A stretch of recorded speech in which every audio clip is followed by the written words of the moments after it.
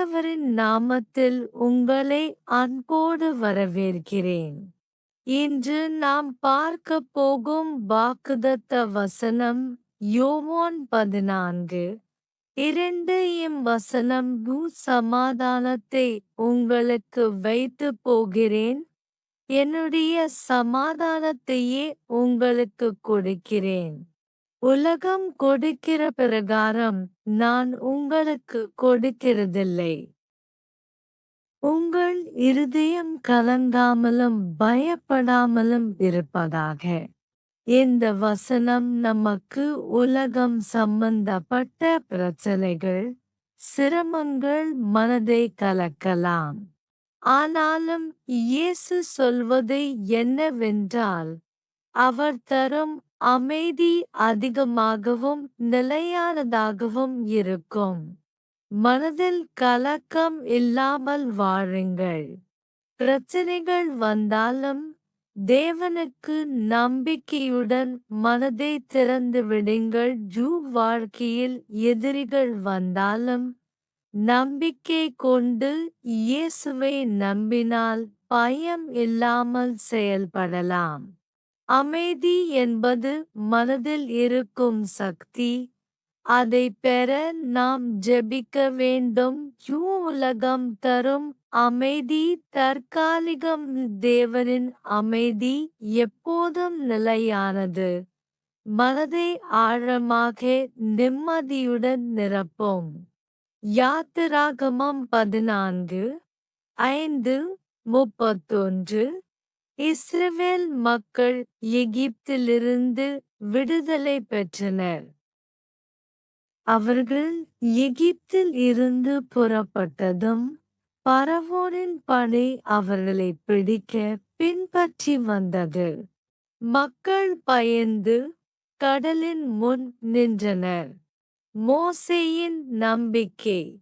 மக்கள் அச்சம் அடைந்ததும் மோசேயிடம் வந்து கூறினர், நம்மை காப்பாற்ற எதுவும் செய்ய முடியாது.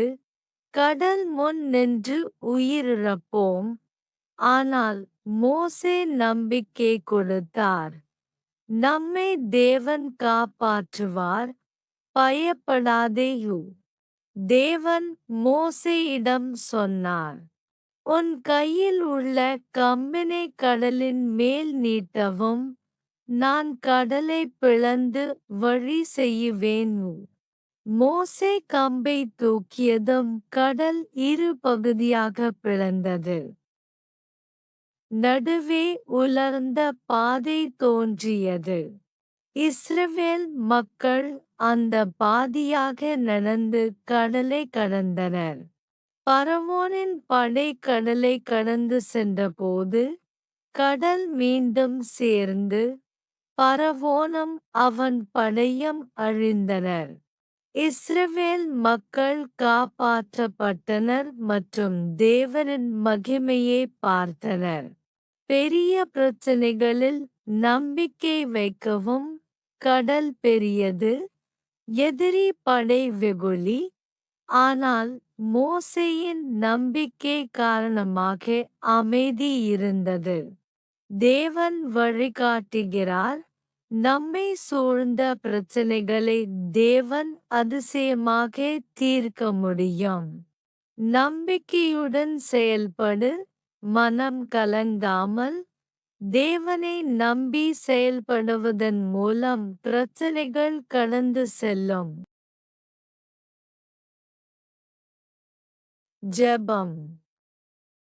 கர்த்தாவே, என் மனத்தை கலக்காமல் பயமின்றி அமைதியாக வைத்திடுவாய்.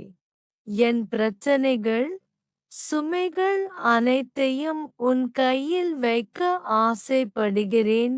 உன் அமைதி எனது உள்ளத்தில் நிரம்பி நான் சந்திக்கும் சிரமங்களை விசுவாசத்தோடு எதிர்கொள்ள உதவட்டும். நன்றி சொல்லி ஜெபிக்க உங்களுடன் வாழும் விசுவாசத்தையும் அருளுங்கள். கர்த்தாவே, என் வாழ்க்கையின் கடல்களிலும் புயல்களிலும் எனக்கு அமைதி அருளு. எதிரிகளை எதிர்கொள்ளும் போது எனக்கு வல்லமை கொடு. உன்னில் நம்பிக்கை வைத்து உன் கையில் எனது வாழ்க்கையை வைக்க ஆசீர்வாதம் செய். இயேசுவின் நாமத்தில் ஆமென். தேவன் நம்மோடிருப்பாராக.